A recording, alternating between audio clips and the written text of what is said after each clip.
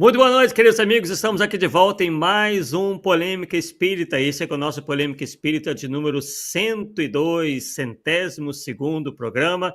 Pedimos desculpas aí pelo pequeno atraso em função de alguns probleminhas técnicos, né? A Rai TV aí sempre procurando melhorar e houve uma mudança aí de plataforma, então a gente estava ainda fazendo os ajustes finais. Mas antes de tudo, vamos dar aqui boa noite ao nosso querido Paulo Neto. Boa noite, Paulo Neto. Boa noite, Arthur. Espero que esteja me ouvindo agora, porque do jeito que nós não está dando certo. Boa noite, Shirley. Boa noite, Marlene. Boa noite, Ari. Boa noite, Fernanda. E sim. Então é isso aí. Isso aí. Assim, aparentemente eu acho que está mais legal que o outro. Agora vamos ver, né? Na prática, vamos ver. Essa palavra é com você, então vamos que vamos, porque já estou atrasado. Isso aí. Bem, então, estamos aqui vendo, né? Aí, ó. Tô querendo tirar agora, que tem umas diferençazinhas, né? Sim. Tirar aqui o boa noite da galera. A gente está meio que apanhando ainda. Agora saiu. Maravilha. Bem, pessoal, então, né, como já dissemos, desejamos aí uma boa noite a todos, agradecemos pela paciência de vocês e principalmente pela audiência, né, em mais um Polêmica Espírita. Bem, vocês devem se lembrar que nós, né, muito recentemente, tratamos da questão da imperatriz, né, aquela história toda de que historicamente ela tinha, você tem certas informações, e aí surgiu uma informação do nada, dizendo que ela era uma imperatriz muito má, aquela coisa que vocês acompanharam. E hoje, pessoal, nós teremos algo muito parecido, que são as tais das versões. Eu digo parecido, mas não é igual, tá? Que vai nos mostrar que nós devamos ter muito cuidado com os chamados causos, que por vezes se espalham aí, e aí a similitude, né, pelo movimento espírita, e aí vira quase como um telefone sem fio, né, Paulo e pessoal? Sim. A história ela começa de uma maneira, passa-se o tempo e vai um, agrega uma coisinha aqui, vai o outro, agrega uma outra coisinha ali, e chega lá na ponta com a história completamente modificada. Não estaremos aqui entrando no mérito, tá, do Chico Xavier em si, se o que ele falou está doutrinariamente correto ou não. Apenas vamos aproveitar o ensejo para passar para vocês um caso onde fica muito bem configurado tudo isso que nós acabamos de falar. Surge uma história, um caos, principalmente, né, envolvendo a figura do Chico Xavier, uma figura tão explorada, tanto positivamente quanto negativamente dentro do movimento espírita, né? E, como dissemos, inicia-se com uma versão e, ao final, depois apresentam outra versão completamente distorcida, deturpada e modificada, né? Então, um desses casos que nos chamou a atenção foi a do Chico Xavier e o Exu do Cemitério. Paulo, você conhecia essa história antes? Acredito que sim, né? Porque você, com essa sua biblioteca aí... Não, acontece assim, porque eu tinha um foco, né? Que o meu foco era a questão do Chico ser Kardec. Então, certos detalhes eu não foquei, não pesquisei nem nada. Mas no você colocar o título, andei pesquisando na internet, então já achei duas versões, né? Só para você ter ideia, né? Então o negócio é muito complicado. Então é o tal de um diz para o outro diz. Lá na frente a história está toda distorcida, toda, não tem jeito, né? Exatamente. Infelizmente é isso. Infelizmente, né? Então o nosso objetivo aqui, pessoal, o nome é Polêmica Espírita. A gente tem que encarar as coisas de frente, né? Sem medos, porque o nosso objetivo, como vocês bem sabem, já estamos no nosso 102º programa, é a verdade, né? Independente de onde vem, a gente quer a verdade. Então, nessa nossa pesquisa, com a qual contamos aí com a ajuda do nosso querido Jefferson Belomo e tudo mais, conversando com ele, né? Enfim, obtendo algumas coisas também por aí, né? Na nossa pesquisa, nós então vamos apresentá-la a vocês na noite de hoje, tá? Nos retorne aí para ver como é que está o som, né? Porque houve essa questão toda. Então, nos deem retorno aí, como é que está o som, a imagem, tá? Bem, parece que está tudo ok. A última mensagem aqui foi 8h12, né? E aqui está aparecendo como que está rolando, o programa está rolando. Então, nos deem aí um retorno. Bem, então vamos lá. Tudo parece ter surgido, pessoal, essa história do Chico Xavier, num livro chamado Chico, de Francisco, do Adelino da Silveira. Vou ler para vocês, tá? Então, o nome do capítulo desse livro, Chico de Francisco, é O Bêbado, tá? Lembrando que esse livro, né, para a gente reforçar aqui, a versão que eu tenho é a primeira edição, tá? Que é da editora Cell, né?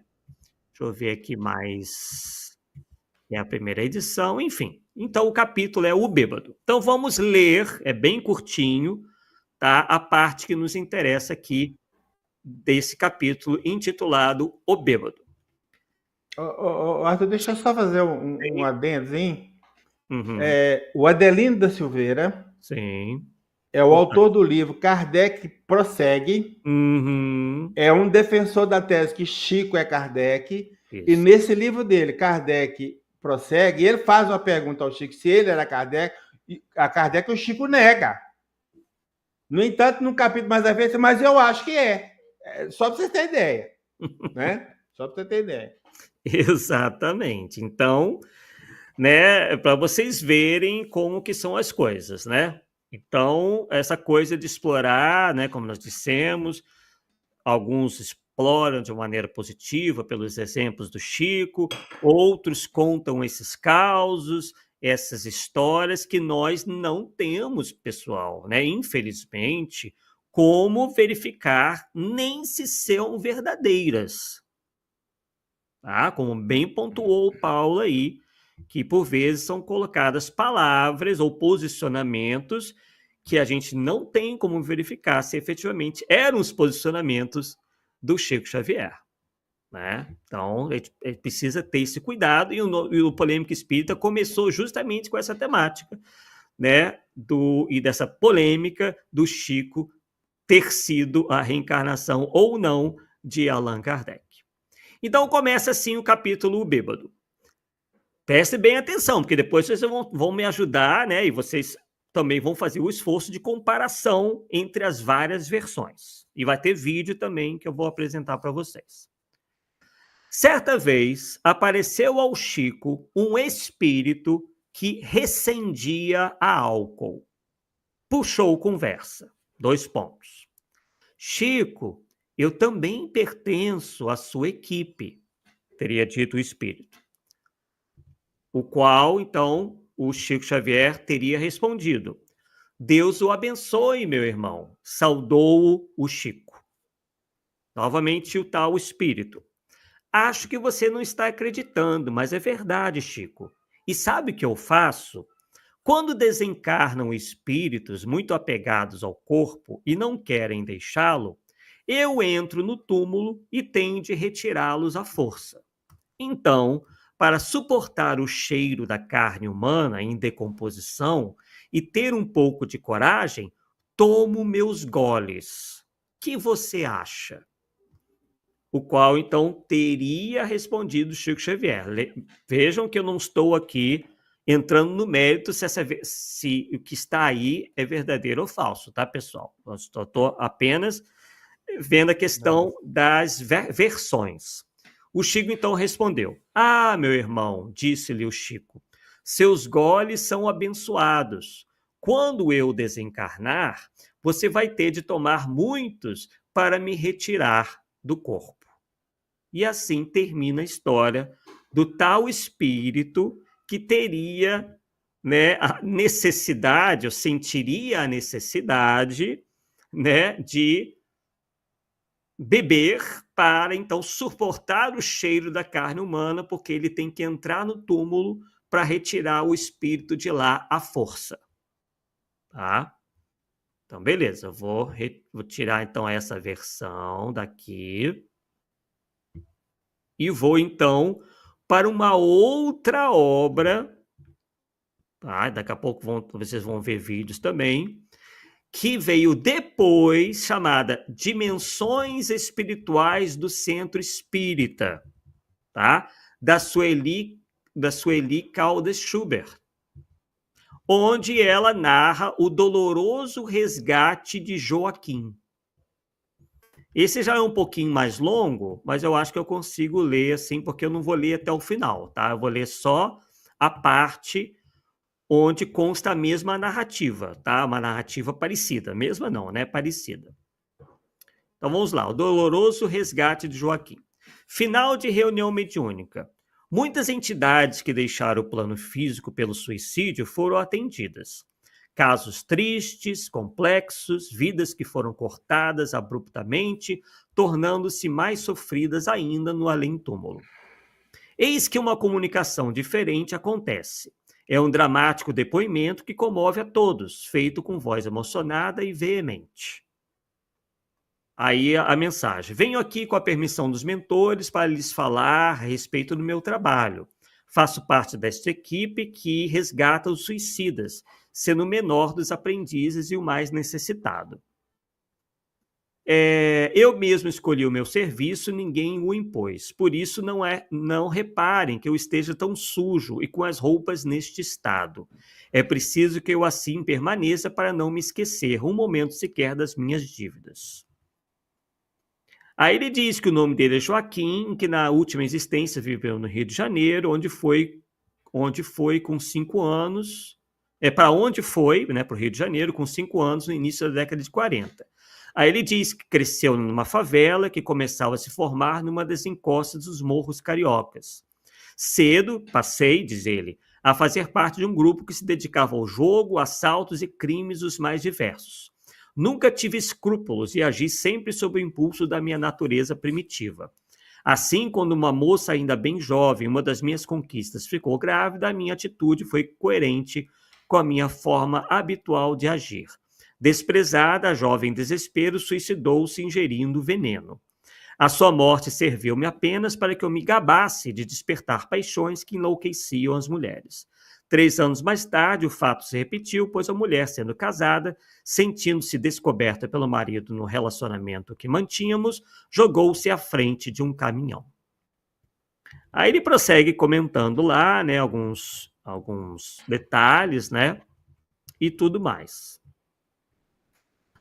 Aí chega na parte que ela diz o seguinte, né? Depois que ele termina o relato dele, falando do resgate, né? Que está feliz por estar agora no caminho da redenção, pedindo para que orem, aquela coisa toda. Termina a fala dele, que é um pouquinho longa, a gente está reduzindo aqui. Aí consta lá, calou-se a entidade. O dirigente agradece-lhe o relato de forma muito emocionada e conforta-o com palavras de estímulo e carinho. A emoção domina os participantes e a reunião logo depois é encerrada. Os comentários finais denotavam a surpresa geral ante a inesperada revelação feita por Joaquim de que seu trabalho era o de entrar dentro dos túmulos para ajudar no desligamento daqueles suicidas que se demoravam presos aos despojos.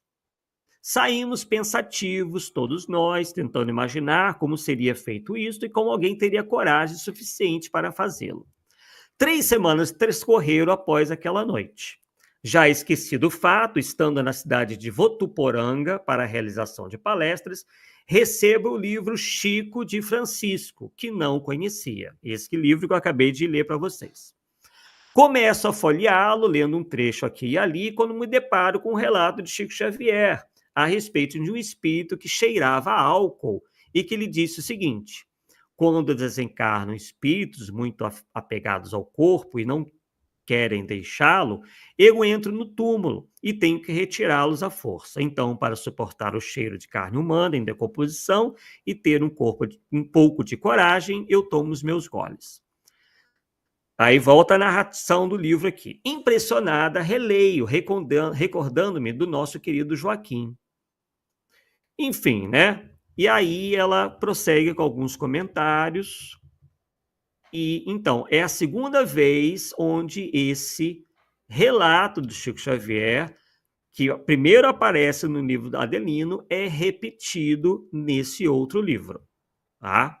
Beleza, então citamos aí para aí desencargo de consciência para que a pesquisa fique completa. Beleza, não vamos mais tocar nessa questão dos livros.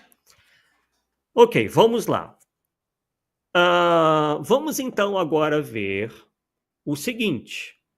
Vamos ver como dois confrades espíritas vão relatar esse mesmo caso que constam desses dois livros, né? Sendo que o primeiro é do livro do Adelino, Chico, segundo Francisco, né?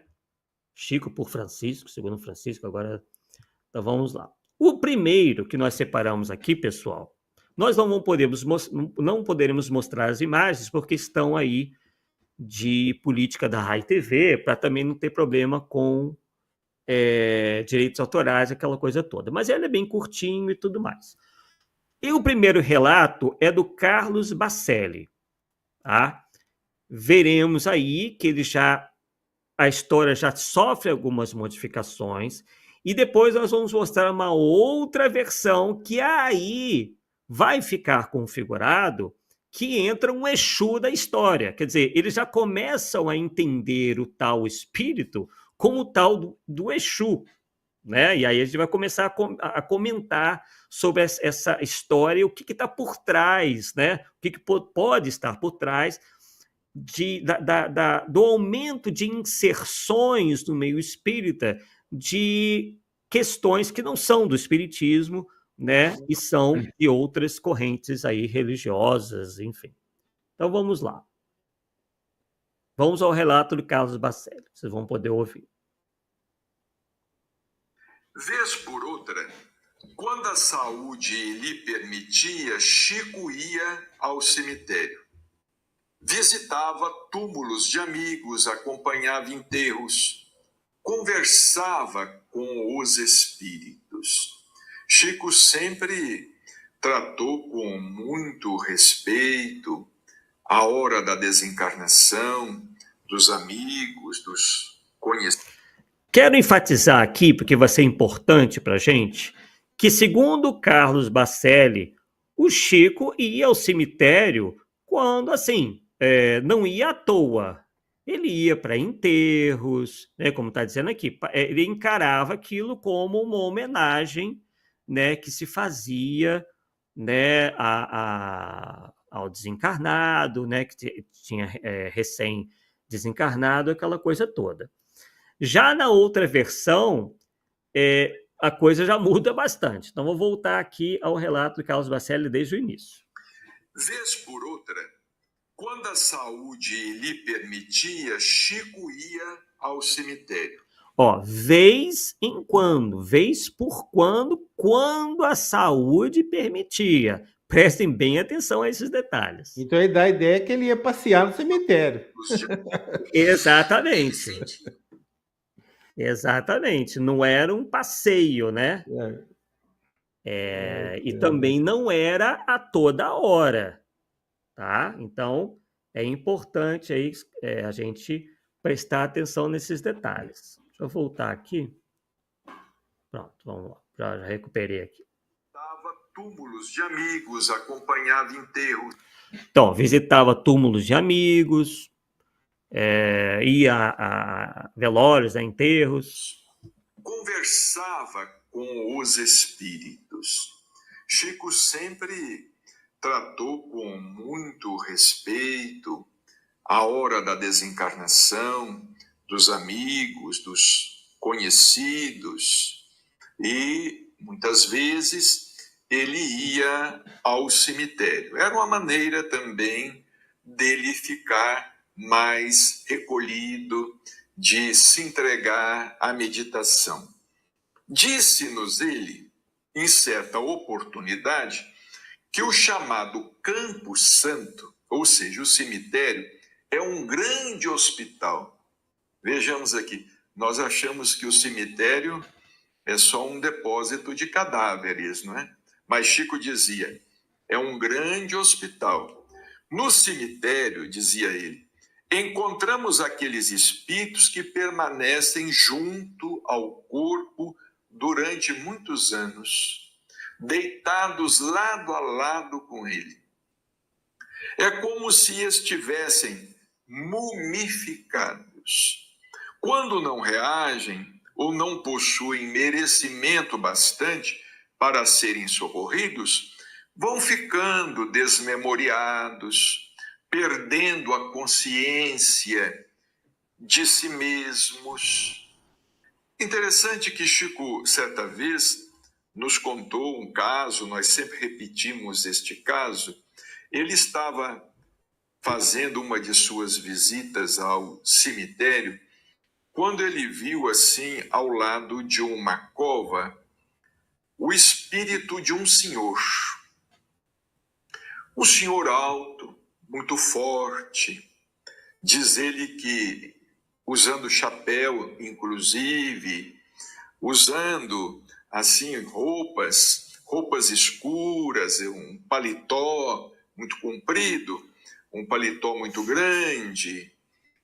Chico se aproximou daquele espírito. Ele se aproximou daquele espírito que estava ao lado de um túmulo e Chico começou a conversar com ele. Porque o espírito, ele também percebeu que o Chico percebia. Isso é interessante, não é? Não apenas nós, quando possível, percebemos os espíritos. Os espíritos também percebem quando são percebidos por nós. Muitos espíritos percebem quando são percebidos por nós. Nós nos olhamos e eles nos olham. E muitas vezes os nossos olhares se encontram, se cruzam. E foi o que aconteceu naquele momento com Chico. Aquele espírito percebeu que Chico percebera a sua presença. Chico se aproximou e começou a conversar com ele, não é?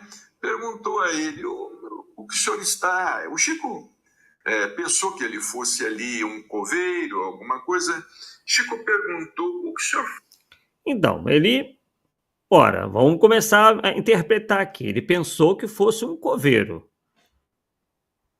Então, está muito diferente, né, da imagem que se tem, por exemplo, já que a história que a gente daqui a pouco vai ver é de Exu, está muito diferente do que é apresentado como Exu, pelo menos na questão da descrição, né, visual, né? A questão do paletó era muito comum naquela época, né? Homens vestiam paletó mesmo, na maioria das vezes, elas não saíam sem colocar alguma coisa... um blazer ou um paletó, né? Era a maneira que predominou por muitos anos, então ele não estranhou tanto assim, né, as vestimentas, achou até que fosse um coveiro que estivesse por ali. Aqui, meu amigo, o que o senhor faz aqui no cemitério? Ele disse assim, não, eu trabalho aqui. Há um detalhe que nós não podemos omitir. O Chico disse que ele estava cheirando álcool. Ele estava cheirando bebida alcoólica. Vamos dizer, é cachaça mesmo, né? Ele estava com um cheiro forte de bebida, não é? Veja que essa parte inicial não consta da história do livro. né? Na história do livro, ele se depara ali e não entra nesses detalhes aí. Então, elementos que não estavam na história contada inicialmente foram acrescentados. Chico percebeu aquele cheiro forte de bebida e perguntou a ele: o que o senhor faz aqui? Eu trabalho aqui. Aí o Chico perguntou: e o senhor cuida dos túmulos, o senhor cuida das covas? Ele disse assim: não. Quando alguém não quer deixar o seu túmulo depois de muitos anos, às vezes depois de muito tempo, continua agarrado às suas vísceras cadavéricas, quando um espírito não quer deixar a cova, muitas vezes o meu trabalho é pular lá dentro e retirá-lo. Aí ele disse assim: é por isso que eu bebo. Porque se eu não beber, eu não aguento o cheiro. Olha, que coisa interessante. Chico nos contou esse caso do espírito que bebia. Ele falou assim: é por isso que eu bebo. Porque se eu não beber, eu não aguento o cheiro. O meu trabalho é este. Quando o espírito está muito agarrado e não quer estar muito tempo, o corpo já se desfez, e ele não quer deixar, o meu trabalho é pular lá dentro. E muitas vezes resgatar esse espírito. O Chico gostava... Tá aí, vocês viram que é a mesma história, né? No final das contas, ele encontra esse espírito e tal. Então, outros elementos aí da questão da apresentação do espírito é acrescentada, a maneira com que ele estaria se vestindo, e a gente percebe que é a mesma história.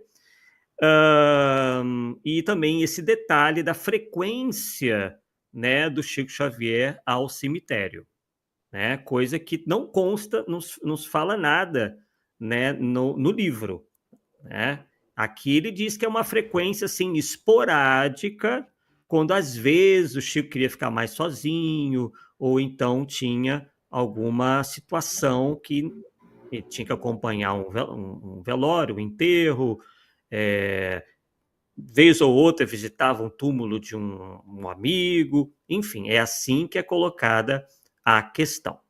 Agora, vamos entrar nessa história que nós verificamos, né?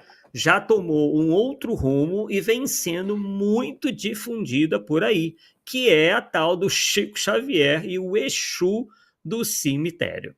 Então vamos lá, vamos então à versão que anda rolando por aí. Vamos lá. Opa, peraí. Pronto, voltamos aqui. No final aqui dele. E sentava num túmulo. Vamos lá, peraí. Pronto. O Chico gostava de ir ao cemitério, sentar. Para ele morto não era nada.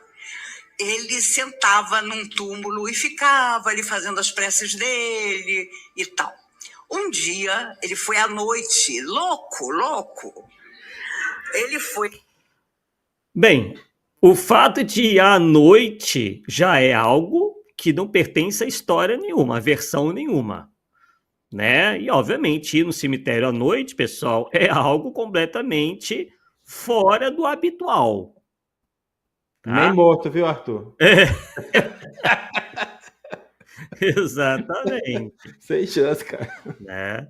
Então, já acrescentar alguma coisa para quê? Daí que também vai a nossa questão aqui e o nosso propósito no Polêmica Espírita.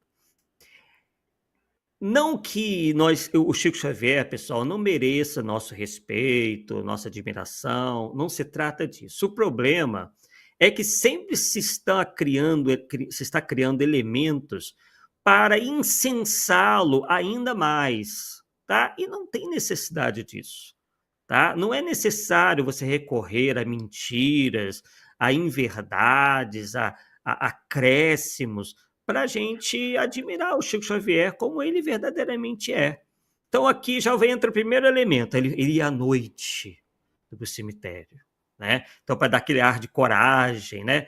Que, enfim, é uma pessoa destemida, que não tinha medo nenhum, aquela coisa toda, né? E sentava num túmulo e ficava ali fazendo as preces dele e tal.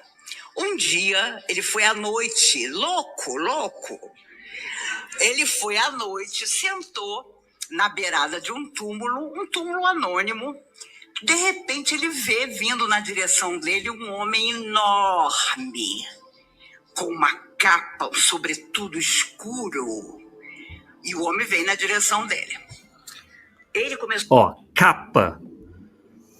De um mero terno, sóbrio, como qualquer pessoa utilizava, um mero coveiro utilizava, já virou uma capa. Para quê? Para justamente configurar algo mais próximo à figura, né, a imagem que geralmente se tem do tal do Exu da Umbanda. Né? Então vemos aí claramente essa intenção. Então já começa nesses detalhes. E vindo na direção dele um homem enorme, com uma capa, um sobretudo escuro. E o homem veio na direção dele. Ele começou a sentir um cheiro de bebida. Quanto mais o homem se aproximava, mais cheiro da bebida ele sentia. E ele pensou, meu Deus, coitado desse espírito. É um sofredor e... Perceberam que aquela conversa em que o Chico Xavier confunde o espírito com o encarnado já foi. Ele já de cara reconhece que é um espírito. Então, mais uma diferença aí grande. Cheiro de bebida.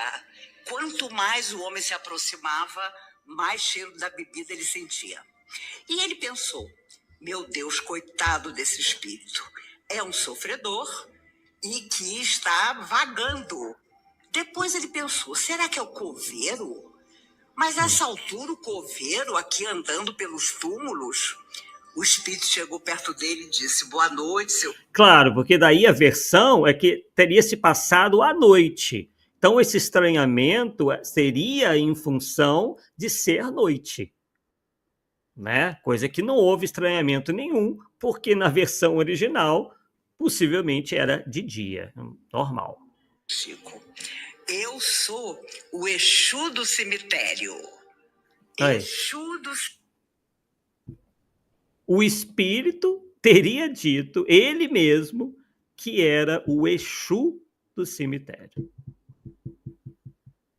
Então, e aí? Né? Vamos ver até o final, depois vamos comentar um pouco sobre isso daí. Cemitério. O Chico, com todo respeito, viu que ele era uma alma que estava ali há muito tempo e perguntou, qual o seu trabalho, meu amigo? O espírito disse, quando eu tenho permissão dos maiores, eu retiro o espírito ainda ligado ao próprio corpo no túmulo, para então ele ser recolhido e levado. É por isso que eu bebo muito, para suportar o cheiro dos corpos já completamente em decomposição. E o Chico tirou o chapéu para aquele homem, porque era uma alma desencarnada, bondosa, utilizada pelo mundo espiritual naquele trabalho impressionante de tirar do túmulo, do caixão, aqueles que ainda estavam profundamente ligados. Tá aí, né? Paulo, e aí? O que você achou disso daí tudo? Vamos lá. Cara, é o grande problema das pessoas que quando quer defender uma tese, acaba mudando fatos, situações, fala de outras pessoas, né? Para não ir muito longe. Você sabe que teve um ET que gostou de caldo de cana, né? Só para você ter ideia. Então, aí, meu filho, nós vamos cair no absurdo. Deu para entender? Então a verdade é verdade, doa quem doer. Não tem que disfarçar a verdade para defender aquilo que a gente acredita. Se você está usando a mentira para defender aquilo que você acredita, então você não está acreditando, é verdade. É muito simples. Então, ela é pura, é cristalina. Você não precisa ficar inventando modas, vamos dizer assim, né, no popular, para justificar que você está acreditando por isso. Ponto. Você acredita porque é verdade, fim de papo. E aí você está descaradamente, viu? E coincidentemente parece que foram os 2 vídeos que eu te enviei. E nem sei por quê. E nem sei por quê. Eu achei que mandei. Foi o que eu vi, pesquisei legal, mandei você. Olha você ver. Você está utilizando. Então é isso aí, ué. Coincidência aí. Tá vendo? Ai, cara, exatamente. Que são as versões realmente que rolam por aí, né? Essa última do Exu é novidade. E Paulo e amigos, e essa é uma questão muito delicada, né? Porque, infelizmente, muitos interpretam, é isso que a gente vai dizer, como alguma espécie de preconceito ou de repulsa a esse ou aquele, ou a alguma religião, ou os adeptos dessa religião. Mas o que nós temos visto, né, e esse é um exemplo, né, essa é uma outra... Tem a questão do causo, né, que floreiam, que modificam para incensar, para aumentar as coisas e explorar a figura de Chico Xavier, né? Esse do caldo de cana aí é um desses causos, né? Também tem a do que ele teria encontrado o ET, aí o ET, em vez de levá-lo, levou a vaca, quer dizer... meu Deus do céu, são tantos causos, né, e situações que a gente vê que, enfim, né, que não tem nem pé nem cabeça, que são coisas inventadas. Então tem essa questão, né, das histórias mal contadas, deturpadas, que a gente tem que levar em consideração, e neste especificamente, a gente tem visto aí um esforço de algumas pessoas que se dizem espíritas ou se apresentam como tal, de querer fazer com que o movimento espírita vá assimilando teses ou ideias ou concepções, crenças de outros movimentos religiosos. Claro que nós espíritas, né, temos como um dever, uma obrigação, respeitar todas as religiões, né? Agora, respeitar é uma coisa, né? E daí começar a trazer esses elementos para dentro do movimento espírita, para a casa espírita, é promover aí uma miscelânea que a gente não vê razão de ser, né? Porque da mesma maneira que um espírita não deva tentar influenciar nas outras religiões, outras filosofias espiritualistas, para incorporação de seus elementos de crença, a mesma coisa deva acontecer de lá para cá.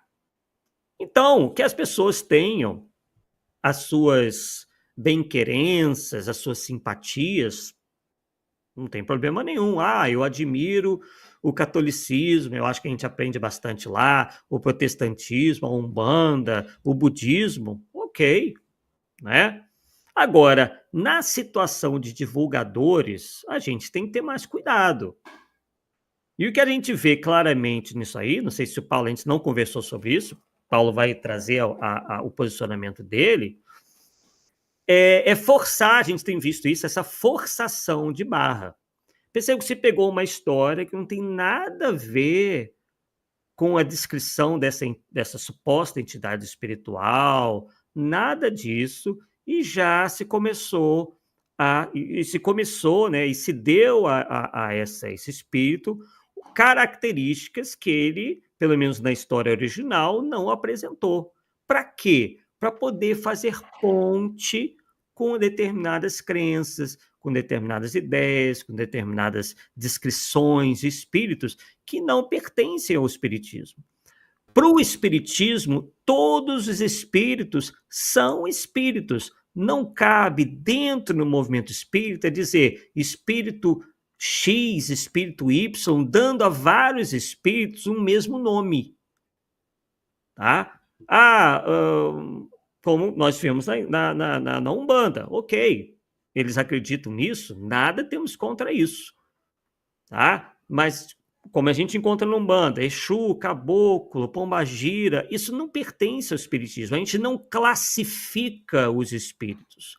A única classificação que os espíritos superiores nos passaram como realmente válida, útil, é em relação ao grau de desenvolvimento, de progresso, de elevação que eles alcançaram. Né? Por isso que nós temos a escala espírita, porque isso é importante, porque nos ajuda na identificação dos espíritos. A identificação, pessoal, não pode se dar em função, isso no pensamento espírita, em função de nomenclaturas. Porque os espíritos, mesmo se utilizando o mesmo nome, é impossível que eles estejam todos no mesmo grau evolutivo. Todo espírito que se apresenta como, sei lá, pombagira, como é na Umbanda, terão o mesmo desenvolvimento igualzinho? Não, isso é impossível. Nós somos diferentes espíritos que já passaram por inúmeras reencarnações e que trazem bagagens completamente diferentes entre si. Então, o que cabe aí a nós, espíritas, é identificarmos o grau de elevação, para que isso vai nos ajudar na identificação dos espíritos com o qual nós conversamos, para saber das suas necessidades ou não, ou se devemos até aprender com eles, tê-los como espíritos sábios, ou mesmo como espíritos pseudo-sábios, mistificadores, né? Burlões, mistificadores, ou espíritos já de uma categoria mais elevada. Não é isso, Paulo? Exatamente.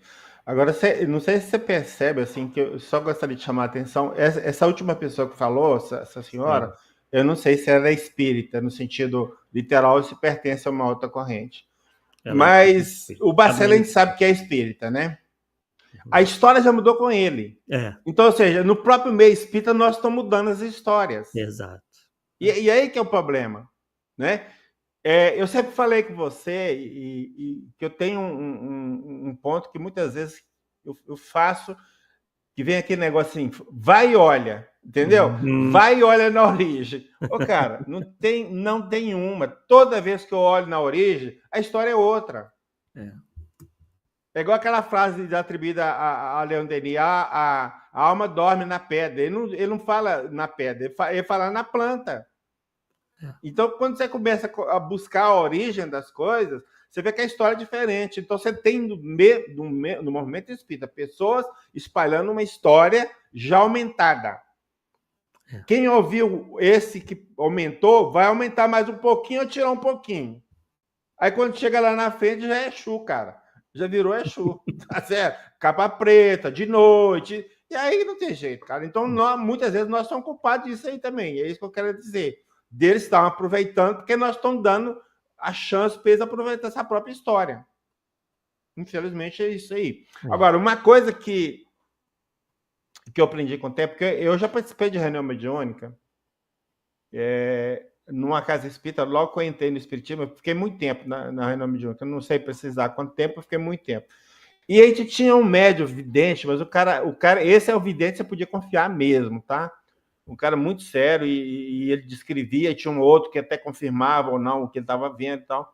E ele percebia no ambiente da reunião mediúnica aquilo que eles chamam de preto velhos, de caboclos. São entidades propensas ao bem que estão ali para ajudar. E lá não são tratadas como preto velhos ou não. Ninguém sabe disso, né? Que ninguém sabe disso. Aí eu sei por causa dessa informação, né? Mas ninguém no meio espírita sabe disso e fala disso. Né? O que importa lá, você falou assim, uma coisa interessante, o que importa é o grau de elevação. E eu só acrescentaria o grau de elevação moral. Sim. Que é o mais importante, tá? Moralidade. Ou seja, você está querendo fazer o bem, então não importa a cor, não importa a posição, se é caboclo, deixou de ser, se é índio, se é preto, é branco. Porque do mesmo jeito que você fala preto velho, você não fala branco velho. Então, besteira pura, né? Branco jovem. Essa classificação é besteira pura. Então, o que importa são espíritos propensos a fazer o bem, cada um dentro da sua competência, cada um dentro do seu grau de habilidade, vamos dizer assim, para fazer isso, aquilo, aquilo outro, e seguir, né? É um conjunto.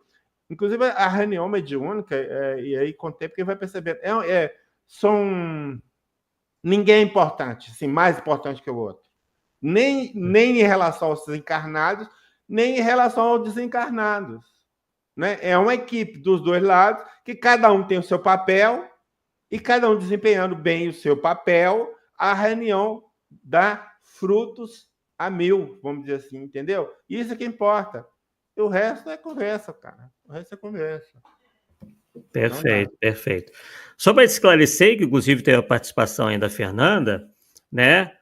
A gente, né, até por questão de justiça mesmo, que a pessoa que vem difundindo mais essa história é a Maíse Braga, ela espírita, né, pelo menos se diz assim, lá da Comunhão Espírita de Brasília, tá? Então, o que a gente percebe é que, infelizmente, alguns divulgadores caem nessa questão do politicamente correto, onde a gente acha que respeitar necessariamente significa agregar, tá? A gente tem que ter muito cuidado com isso. A gente pode respeitar, sim, mas não necessariamente a gente é obrigado, né, enquanto espíritas, a concordarmos com tudo que venha de fora do espiritismo. Afinal de contas, se nós escolhemos o espiritismo, é porque acreditamos no que o espiritismo prega. Temos esse direito, assim como nossos irmãos católicos, protestantes, umbandistas, candomblecistas, se estão lá, é porque acreditam mais nessas correntes, nessas religiões, nesses movimentos espiritualistas, do que no espiritismo, que senão seriam espíritas. Então, há diferenças de interpretação. Para um umbandista, é claro que a Umbanda vai ser a coisa mais perfeita do mundo. Para o espírita, a mesma coisa. Para o católico, a mesma coisa.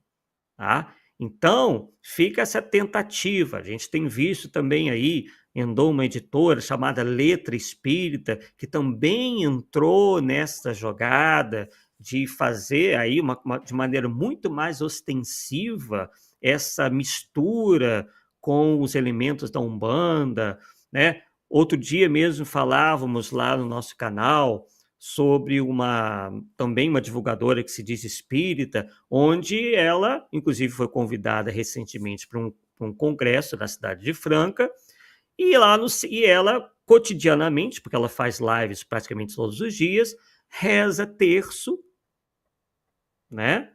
E também andou defendendo essa postura aí em relação à própria Umbanda. Quer dizer, então se estabelece aí, né, pessoal, um verdadeiro sincretismo religioso.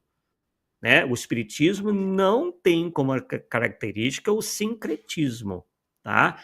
O espiritismo tem princípios que lhes são caros, né? Tem princípios a serem seguidos. Agora, quem não se afeiçoar, não concordar com o espiritismo, tem todo o direito de se desligar do espiritismo, do movimento espírita, e seguir outras coisas. O espiritismo não é impositivo. No espiritismo não existe o seguinte: você não é espírita, você vai para o inferno. Não é fora do espiritismo não a salvação.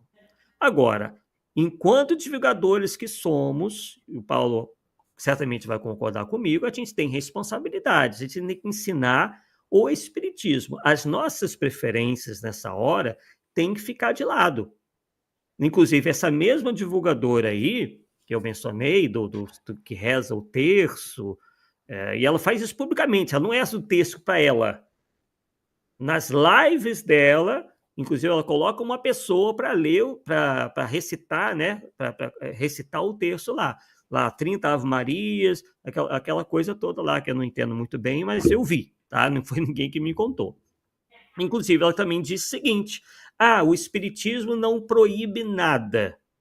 Ok, realmente não proíbe. Mas daí, de uma maneira um pouco, equivocada, para dizer o mínimo, ela começou a defender a ideia de que não há problema nenhum de a gente acender vela para os espíritos, porque a vela representa a claridade espiritual, que a luz que o espírito precisa. Aí já fica complicado também. né? Eu estou colocando esses exemplos, pessoal, para vocês verem que tem se tornado uma prática muito comum, tá? Desses indivíduos, porque às vezes admiram a Umbanda, e não tem problema nenhum nisso, trazerem essa admiração, essas preferências para dentro da divulgação doutrinária. A gente tem que ter muito cuidado com isso, tá? Então, ela falou da vela, ela falou também daqueles colares que são muito comuns nas religiões afro-brasileiras, né? Enfim, como se esses elementos fossem necessários. Inclusive, ela diz, o Espiritismo nos ensina que não são necessários. Aí eu lá no vídeo, né, retruquei da seguinte maneira: ok, se não são necessários para nós espíritas, por que são feitos se não são necessários? Quer dizer, não é algo razoável nós fazemos algo que seja desnecessário, né? Então, há uma contradição aí. Então, o que nos parece que há certos divulgadores que querem, digamos assim, atrair mais gente em torno de si, e já não basta os espíritas em torno de si, ele quer atrair o umbandista, quer atrair o católico, quer atrair todo mundo. E vai atrair até segunda página, porque quando esse indivíduo se aproximar do espiritismo, vai haver o choque. Não adianta ela essas pessoas apresentarem esses elementos, porque mais adiante não vai dar, né? Porque não é possível essa conciliação como, enfim, alguns pretendem, né, Paulo? Então, isso é um pouco complicado e é a outra faceta dessa história aí do Chico Xavier e o Exu do cemitério. Quer dizer, deturparam completamente para poder trazer esses elementos e começar. A gente não precisa agradar os nossos irmãos umbandistas.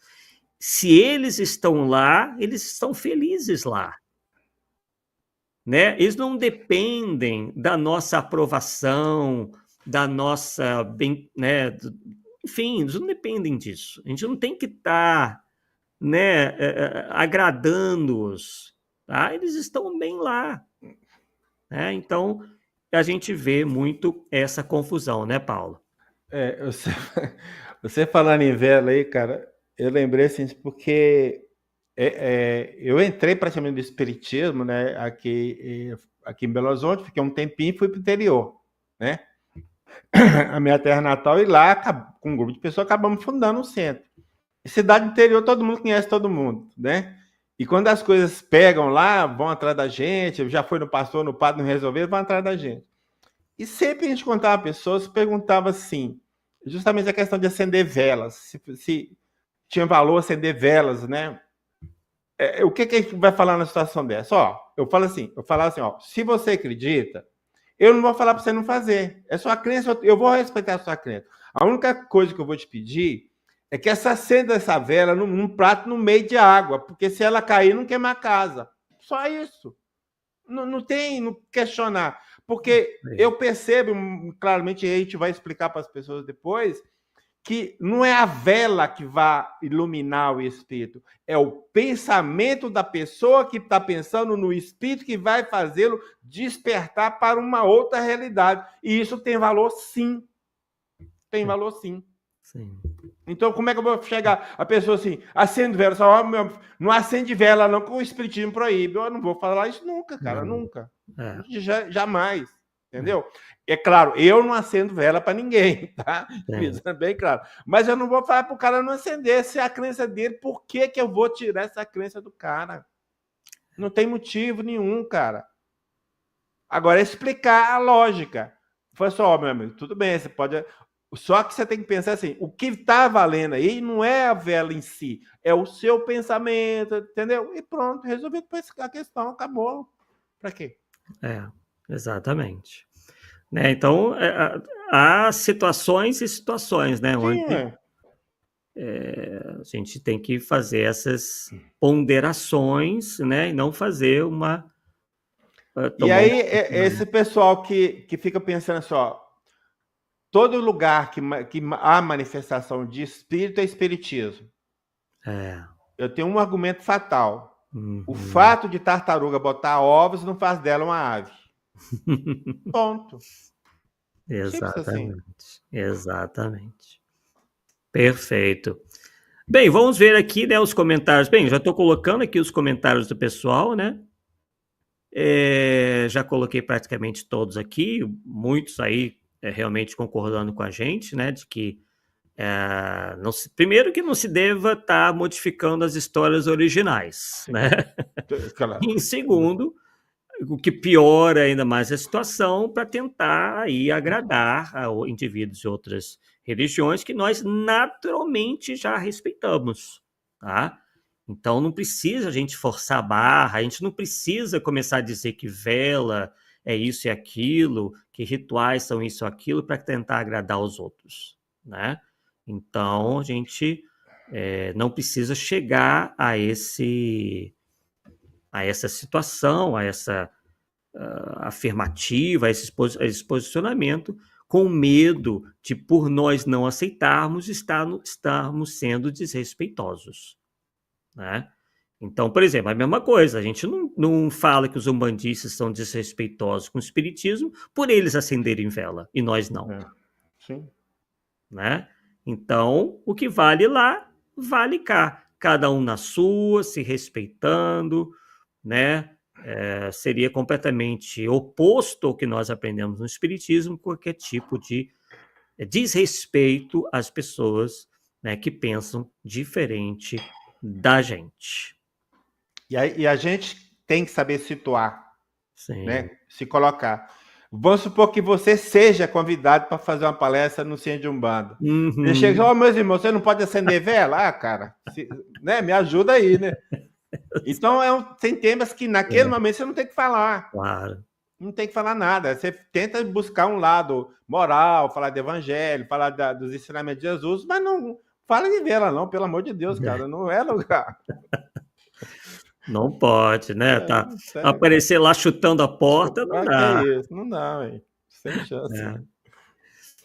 Bem, então, pessoal, chegamos ao fim do nosso Polêmica Espírita de hoje, né? Eu acho que o recado está dado, não tem necessidade de nós nos alongarmos. Mostramos as fontes primárias, como o Paulo muito bem sempre prima por mostrar. Vimos também uma segunda obra que foi pelo menos fiel à história que apareceu primeiro. Agora, tem o seguinte, nós sequer sabemos se a história original realmente aconteceu. Tá? Então, não estamos aqui defendendo se é ou não é verdade, sim, demonstrando apenas que esses causos surgem e o pior ainda, depois são completamente deturpados aí por outros ao longo do tempo. Bem, então, estamos aí por encerrado. Mais algum comentário, Paulo? Não, isso aí. Agradecemos aí a participação de todos, a presença, né? Isso aí. E novamente, vamos desculpar aí pelo atraso, mas essa mudança de plataforma, nós ficamos, não é meio perdido, não, todo perdido, né? Todo perdido. Mas finalmente deu certo e vamos supor que, esperar, melhor dizendo, e na próxima está tudo tranquilo, a gente possa trabalhar na boa.